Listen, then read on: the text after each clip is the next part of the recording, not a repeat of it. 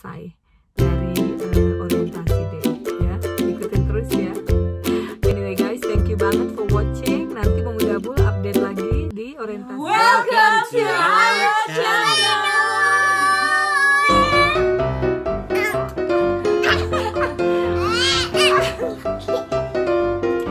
Hai everyone, apa kabar kalian semua? Ketemu lagi sama aku Pemuda Bul, Pemuda Penyeper Bulu beserta keluarga kita paling heboh dan rempong sedunia. Kali ini kerempongannya nggak ada karena Pemuda Bul lagi tunggu Lizzie yang sedang orientasi di sekolah barunya ya. Orientasi sekolah apa sih? Kita ngobrolin itu ya. But anyway, Pemuda Bul bakal menyapa kalian. Semoga kalian dalam keadaan sehat dan bahagia, yes. Nah, buat kalian, kalau kalian suka dengan video kita kali ini, please like dan kita komen ya di bawah ya, ngobrol yang banyak tentang pengalaman pribadi mama-mama masing-masing dalam mengirim anaknya ke sekolah. Terus juga buat kalian yang belum subscribe, cus ikutan subscribe ya, so bisa ikutin cerita-cerita kita berikutnya. Oh yes. Anyway, Pemuda Bul sekarang lagi tunggu di mobil karena Lizzie orientasi day sekolahnya di hari pertama ini dia akan ada 3 kali di setiap 2 minggu sekali. Ini yang pertama, masih ada lagi 2 lagi berikutnya. Pemuda Bul lagi tunggu di mobil karena durasinya itu hanya 1 jam 15 menit. So Pemuda Bul kalau mau pergi keluar atau ke mall, which is kira-kira drive dari sini 7 menit, bolak-balik berapa menit berjalan, so it's not worth it. So Pemuda Bul hanya akan tunggu di sini dalam waktu kira-kira nanti 40 menit lagi jalan ke sana karena 5 menit sebelum kelas bubar kita harus sudah mulai ngumpul untuk ngejemput. Anyway, perlengkapan dan persyaratannya itu adalah kita harus mengisi form, belum ya, yang pasti kita harus terdaftar. Kalau di sini di Australia sekolah, anak mau sekolah itu adalah kita harus terdaftar di domisili tersebut. Sekolah di Australia semua sekolah itu bagus, semua sekolah negeri. Nah, kalau sekolah swasta adalah setiap orang bebas menentukan anaknya mau kirim swasta atau ke sekolah negeri. Tapi yang pasti pemerintah nyiapin negeri. Itu nggak pernah ada kata nggak ada bangku, nggak ada kursi, nggak ada kloter untuk anak-anak ya. Tapi yang pasti semua sekolah negeri untuk semua anak-anak. Kalau kita punya domisili di sekolah tersebut, kita harus masuk. Kita nggak boleh pergi ke domisili lain. Kecuali itu sekolahnya sekolah apa ya dibilangnya? Sekolah elektif itu pilihan, artinya anak-anak yang harus pinter. Jadi walaupun kita domisilinya nggak di situ, tapi jauh banget di ujung Berung, tapi secara nilai dan otak anak itu bisa masuk, barulah dia boleh masuk gitu ya. Nah, sekolah swasta, apa sih sekolah swasta itu? Kalau yang namanya sekolah swasta adalah sekolah yang memang konsep fasilitas semuanya berbeda dari sekolah negeri, tapi nggak beda jauh juga. Tapi yang berbayar, mulai dari yang murah, yang setahun paling cuma $2.000, which is 20 juta, sampai $30 lebih, which is 300 sampai 400 juta per tahun lebih ya. Nah, biasanya kalau orang tua kirim anaknya itu ke sekolah private atau sekolah swasta, itu karena mereka mau atau punya uang lebih atau punya tujuan lebih gitu loh. Tapi kalau di Indo kan misalnya anak ini harus masuk sekolah negeri berbondong-bondong untuk sekolah gratis. Tapi kalau nggak dapat, mereka harus masuk ke sekolah swasta. Sekolah swasta kalau di Indo ada 2 ya kan. Either sekolah swasta yang bagus banget yang bayarnya luar biasa cuma untuk orang-orang kaya, dan juga swasta yang murah tapi tetap dianggapnya mahal untuk orang-orang susah. Artinya hidup masyarakat udah susah, harus susah lagi ngebayar anak sekolah. Jadi gimana anak mau pinter, gimana penerus bangsa mau maju? Kalau untuk sekolah aja mereka susah, orang tuanya harus ketar-ketir, ya kan? Itu dia. Kayaknya ini adalah konsep yang pemerintah kita harus bikin, harus rubah, harus canangkan. Sekolah negeri untuk seluruh anak-anak Indonesia secara gratis ya.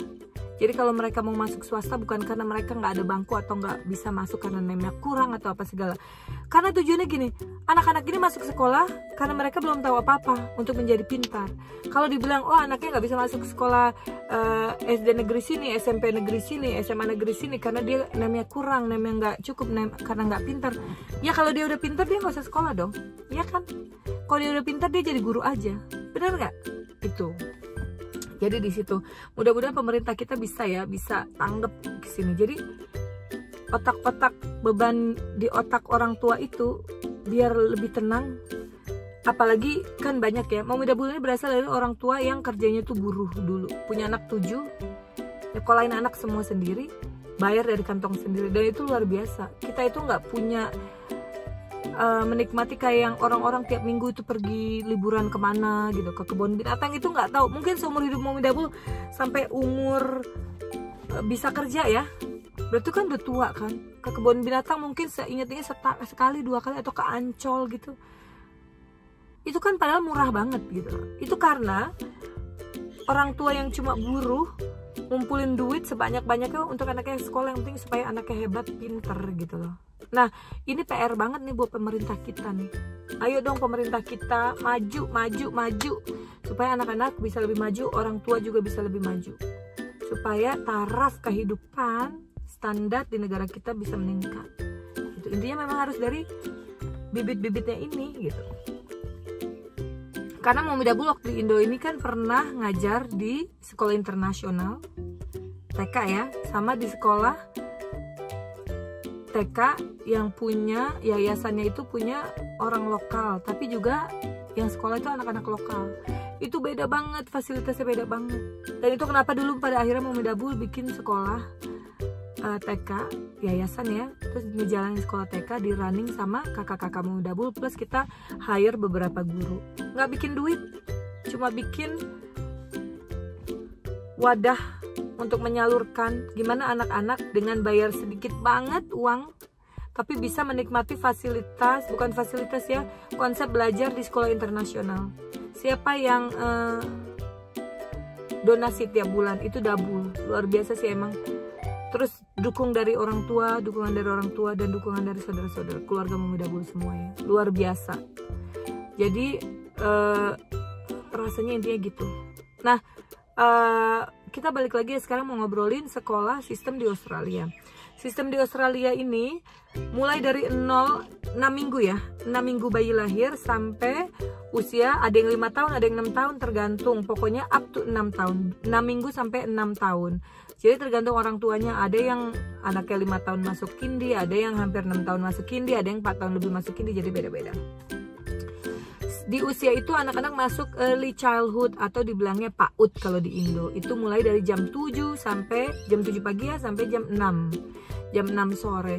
Nah, ada juga yang dibilangnya preschool. Preschool itu sistemnya masuknya jam 9, pulang jam 3. Atau jam 8 pulang jam 4, kayak sekolah Lizzie ya yang kemarin. Jadi Lizzie itu ngalamin early childhood yang pertama di usia 8 bulan sampai dia umur 2 tahun hampir 3 tahun.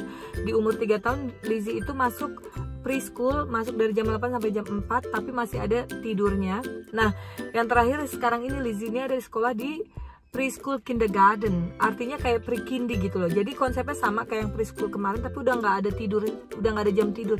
Jadi itu kegiatannya benar-benar kayak di sekolah TK, yang benar-benar dari jam 8 sampai jam 4 aktivitas semua gitu loh, luar biasa kan. Nah, Lizzie ini lahirnya di tanggal 5 Juli, dimana di Australia ini kalau lahirnya di bulan Juli tanggal 31, anak itu bisa masuk ke kindi, berarti kan umurnya paling muda, 4 tahun setengah. Nah, di sini banyak banget orang tua yang menunggu, nanti aja deh, tunggu, jadi tetap di preschool, di child care apa segala gitu kan, sampai anaknya umurnya 5 tahun setengah. Ada juga bahkan yang mau Dabul denger ya, teman-teman anaknya itu ada yang umur 6 tahun lebih baru masuk kindi gitu loh. Jadi memang secara brain, mental ya, knowledge apa semua mereka itu ready banget gitu. Tapi balik lagi, setiap anak punya perkembangan yang berbeda-beda. Tapi the point is, karena menurut hukum, law atau legalnya, di ulang tahun Lizzie itu yang di akhir bulan potong tahun, which is bulan Juli, dia boleh masuk. Jadi kita Momi Dabul sama Dabul memutuskan untuk Lizzie terus masuk gitu. Nah, mudah-mudahan semua berjalan dengan lancar ya. Terus juga Lizzie bakal sekolah Senin sampai Jumat, which is dia bakal senang banget beraktivitas, karena Lizzie itu kan mature banget ya anaknya, udah benar-benar knowledge-nya tuh luar biasa, dan dia tuh udah butuh yang lebih untuk tahu, untuk belajar gitu, untuk beraktivitas. Well ya, kita doain mudah-mudahan. Nah, nanti ya Momi Dabul bakal kasih lihat lagi video gimana Lizzie selesai dari orientasi deh ya, ikutin terus ya. Anyway guys, thank you banget for watching. Nanti Momi Dabul update lagi di orientasi day yang kedua dan ketiga, dan pastinya tahun depan kalau Lizzie udah mulai pakai seragam, karena di Australia sekolah negeri ya, semua pakai seragam. Seragam itu ada 2 macam, seragam musim panas dan musim dingin. Kalau yang musim panas itu baju sama rok ya, dan sepatunya itu harus seragam, lucu deh, pantopel gitu. Terus kalau sekolah winter dia pakai dress modelnya, tapi bahan kaku ya, dress kayak baju suster gitu, pakai stocking, gemes kan? Pokoknya nggak sabar. Oke deh, thank you banget for watching. Mudah-mudahan ini bermanfaat buat semua mama-mama yang sudah mulai menyiapkan anak-anaknya untuk masuk sekolah kindi dimanapun berada, ya kan? Ingat, kasih kepercayaan ke anak kita, kasih kesempatan ke anak kita, arahkan, bimbing anak kita mau kemana, bukan apa yang kita mau, tapi apa yang anak mampu dan mau di bidangnya. Karena kita nggak bisa paksa. Kalau kita paksa anak harus jadi apa yang kita mau, itu akan jatuhnya mental atau gagal, ya kan? Jangan dikotak-kotakan, biar anak bebas berekspresi, pada akhirnya menemukan jalan sendiri, ya kan? Oke, if you guys like this video, please like and comment, and if you haven't subscribed my channel yet, please subscribe. See you again on next video. Stay safe, stay home to save life. Love you all. Ini karena ada mobil lewat, mobil double agak-agak nervous gitu ya. Love you all.